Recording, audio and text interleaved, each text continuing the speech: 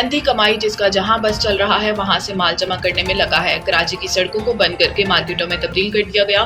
तफसीलात के मुताबिक कराची में इदारों की गफलत कहें या मिली भगत, हर तरफ ईद के दिनों में ट्रैफिक जैम, आवाम परेशान। कहीं पार्किंग माफिया सड़कों पर 50 से 100 रुपए फी मोटर साइकिल आवाम से जबरन वसूल करके गैर कानूनी पार्किंग चला रहा है, तो कहीं सर्विस रोड, नाले और मेन रोड बंद करके मार्केटें बना रखी हैं। 20 से 30 हजार फी स्टॉल वसूल किए जा रहे हैं। कराची में पापोश नगर, खिलाफत चौक से चांदनी चौक तक मेन रोड ट्रैफिक के लिए बंद करके थीले पठारे लगा दिए गए, तो दूसरी तरफ बफर जोन के इलाके में हारून शॉपिंग सेंटर के सामने सर्विस रोड बंद करके पार्किंग चलाई जा रही है। कुछ इसी तरह का हाल नॉर्थ कराची के इलाके पावर हाउस जोरंगी से 4K जोरंगी तक का है। Commissioner Karachi, mayor Karachi, IG Sindh, DC central साहब पथारेदारों ने रोड पर कब्जा कर लिया। आवाम परेशान। पापोश ट्रेडर मार्केट एसोसिएशन ने DC सेंट्रल के दफ्तर में पथारे हटाने के लिए दरखास्त जमा करा दी। एक्शन का इंतजार।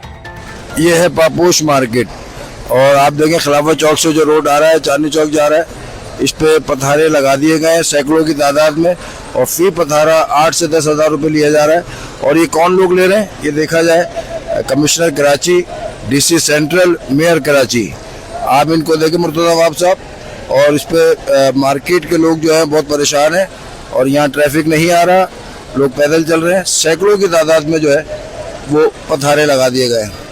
आप देखें करोड़ों रुपए यहाँ से आमदनी का, इससे कौन ले रहा है ये आप लोग देखें।